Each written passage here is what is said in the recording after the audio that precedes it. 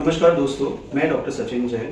हमारे साथ पेशेंट है। आपका नाम क्या है? प्रवेश कुमार बेरवा। परवेश कुमार जी, आप कहाँ से हो? मैं भरतपुर से हूँ। भरतपुर से। परवेश जी, आपके जो 8 महीने पहले आपने जो ऑपरेशन कराया है उसके बारे में आप जानकारी लीजिए कि आपकी कैसी इंजरी हुई थी और आपने हमसे क्या ट्रीटमेंट कराया।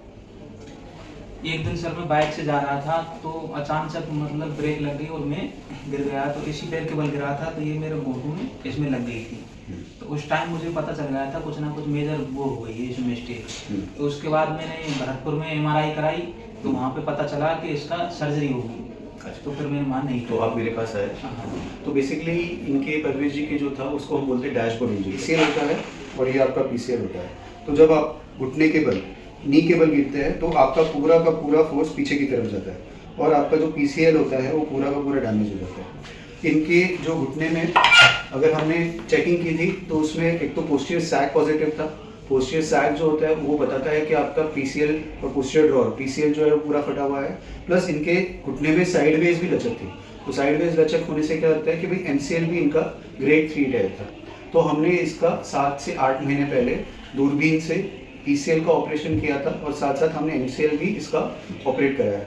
अब 7 महीने बाद में इन्होंने खूब एक्सरसाइज की, खूब अच्छे से मेहनत की और स्ट्रेंथ की। अभी मसल की जो क्वालिटी है ना, इन्होंने अभी क्या अंदर कुछ पहना नहीं है तो इसलिए मैं दिखा नहीं पाऊंगा, बट अदरवाइज अभी हमने इनको पूरा स्ट्रिप करके चेक किया था तो इनकी जो मसल की क्वालिटी है वो ऑलमोस्ट 70% है इस पैर की, क्वाड्रिसेप्स की।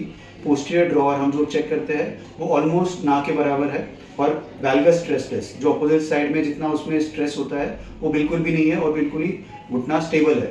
तो ये जो चीज़ आप जब गिरे थे उस टाइम पे आप जब चल रहे थे तो आपका पैर टिक पा रहा था क्या? पैर तो टिक पा रहा था और फिर क्या होता था आपको? क्या पैर में ये होता था यदि मैं यूं कर लूं और इसको आगे पीछे करता तो था ऐसे पूरा आगे पीछे था। चीज़ जो आपके ऑपरेशन से पहले हुई थी और अभी में क्या डिफरेंस है वो बताइए।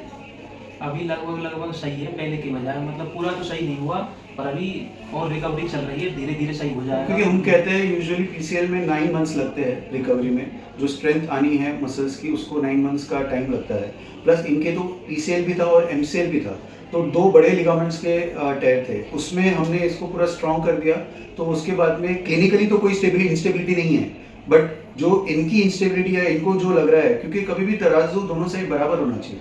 अगर एक तराजू में 100 ग्राम है तो दूसरे तराजू में भी 100 ग्राम होना चाहिए, तभी बैलेंस होता है। तो पैर जो है ये दोनों साइड में अगर आपका इधर 100% है और इधर 70% है तो आपको डेफिनेटली लगेगा कि कुछ तो अटपटा है, कुछ तो डिफरेंस है, पर वो आप जज नहीं कर पाओगे कि क्या हो रहा है। कभी कभी लंबे टाइम बैठ गए तो लगेगा कि यार पैर जाम हो गया, कभी तब चलते चलते ऐसा लगेगा कि थोड़ा सा लचक आ जाएगा, चलते सीढ़ी उतरते वक्त लगेगा कि पैर घुटनों में दर्द हो रहा है। तो ये इसलिए होगा क्योंकि आपकी अभी मसल्स की जो स्ट्रेंथ है वो पूरी नहीं आई है। जब ये पूरी आ जाएगी तब ये आपका कंप्लीटली 100% नॉर्मल हो जाएगा। फिर आप रनिंग, जॉगिंग, जंपिंग जो जो आपको करना चाहे वो आप सब कर सकते हो। तो आपका प्रोफेशन क्या है? मैं सर टीचर हूँ। टीचर है, तो खड़े रहने का ज्यादा काम है? खड़े रहने का काम है। तो अभी आप खड़े रह के सिखा रहे हैं? हाँ, खड़े रह के खूब में मतलब घंटे 2 घंटे 4-5 घंटे पूरा आराम से खड़े रह लेता हूँ। ऐसी दिक्कत नहीं है, कोई दिक्कत नहीं आती है ना। तो बेसिकली यही मैं कहना चाहता हूँ, क्योंकि मल्टी लिगामेंट इंजरीज जो ACL है, PCL है, जो बड़े लिगामेंट्स होते हैं, क्योंकि PCL एक बहुत ही जटिल ऑपरेशन होता है, ये आपको भी पता है ना, क्योंकि ऑपरेशन के टाइम पे आपने पूरा वीडियो देखा था अपना, है ना, कि भाई कैसे हम कर रहे थे और हम लोग कितने कॉन्फिडेंट होते हैं ऑपरेशन करने के टाइम पे। तो PCL करते वक्त लोगों के पसीने छूट जाते हैं, जो अगर नया सीख गया है, जो नया कर रहा है तो उसके पसीने छूट जाएंगे। पर हमारे लिए तो ये क्या रोज़ का काम है, एवरीडे हम लोग ये काम करते हैं और बहुत ही सिंपल और बहुत ईजी वे में हमारा ऑपरेशन कंप्लीट हो जाता है। तो ऑपरेशन के बाद आपके गांव में भी, आप भरतपुर में जब गए थे स्टार्टिंग में पहले 2 महीने में आपको लोगों ने खूब डराया, खूब परेशान किया, खूब बोला कि भाई परवेश क्या कर दिया तूने, है ना, घुटना खराब कर दिया, जिंदगी खराब कर दी तूने, है? मतलब बहुत से लोग ऐसे बोलते थे कि ये घुटनों का ऑपरेशन है, बढ़िया तरीके से खुराक खा लेता, दाल बादाम काजू किशमिश जो भी, तो ये ठीक हो जाता। पर ऐसा मुझे लगा नहीं था कि ये ठीक हो भी सकता है, क्योंकि फिर मैंने सर को दिखाया। इनसे पहले 2 डॉक्टरों को और दिखा चुका था, जयपुर में भी दिखा चुका था और भरतपुर में भी दिखा चुका था, पर मुझे लगा कि बिना सर्जरी के ये होगा नहीं। और मुझे ऐसा ही लगा, खाने पीने और ये अंधविश्वास वाली बातों में मैं विश्वास करता नहीं। तो उसके हिसाब से फिर मैं सर के पास आया। सर ने मुझे बढ़िया समझाया था, एकदम पूरा ये स्ट्रक्चर दिखा के कि आपका ये टूटा हुआ है और ऐसे ऐसे लगेगा, बढ़िया तरीके से समझा के सब डाउट क्लियर करके। हालांकि मुझे उस टाइम इतनी समझ नहीं थी कि लिगामेंट क्या क्या क्या होते हैं और कैसे कैसे इसकी सर्जरी होगी, पर फिर भी मैंने सर के ऊपर विश्वास किया और सर ने बढ़िया तरीके से अभी क्या है, परफॉर्मेंस थोड़ी डाउन है, पर वैसे मुझे पहले से बढ़िया लग रहा है कि हाँ पैर मेरा आगे पीछे नहीं हो रहा। पहले होता था ये, पहले यदि मैं ट्रायंगल शेप में यूं बैठ जाऊं तो ये आगे पीछे करता था, तो ये आगे पीछे होता था, बहुत ज्यादा होता था। अभी ये नहीं हो रहा, और थोड़ा बहुत बैठ आपके जैसे गांव में और बहुत सारे लोग, जैसे आप तो बहुत ही अच्छे पेशेंट हो जो ट्रस्ट लेके आप आए और आपने ऑपरेशन करवा दिया, बट आपके जैसे और भी बहुत सारे लोग हैं जिनको बहुत ज्ञान देने वाले लोग बैठे हैं गाँव में, है ना, सरपंच है और बहुत सारे लोग हैं जो उनको समझाते हैं, है ना, कि भाई यार कुछ खा ले पी ले, घुटना तो खराब हो जाएगा, मत कराओ ऑपरेशन।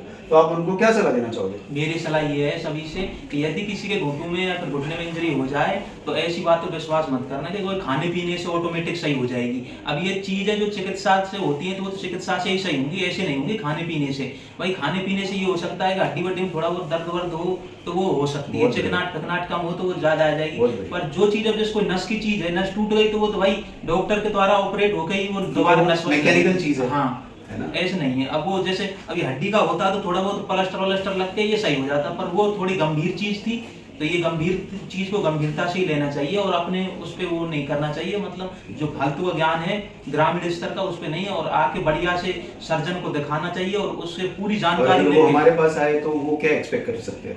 आप सर के पास आए तो सर पहली बात तो आपको खूब अच्छी तरीके से समझाएंगे जो भी समस्या है आपकी ओरिजिनल। ये नहीं कि आप इनसे ही करवाना, मुझको ऐसा कोई प्रलोभन भी नहीं है कि मैं इनका वो कर रहा हूँ, बस ये है कि इन्होंने मेरी सर्जरी की थी और मुझे बेटर रिजल्ट मिल रहा है। अभी ऐसा कुछ मतलब थोड़ी सी ही प्रॉब्लम है, वो धीरे धीरे सर ने बताया था कि 9 मंथ में जाके पूरी होगी। यही चीज अगर 3 महीने पहले होगी तो आपको लग रहा होता कि बहुत ज्यादा वीक है, बहुत ज्यादा तकलीफ होती है, अब 3 महीने बाद आपकी कैसी पोजीशन है?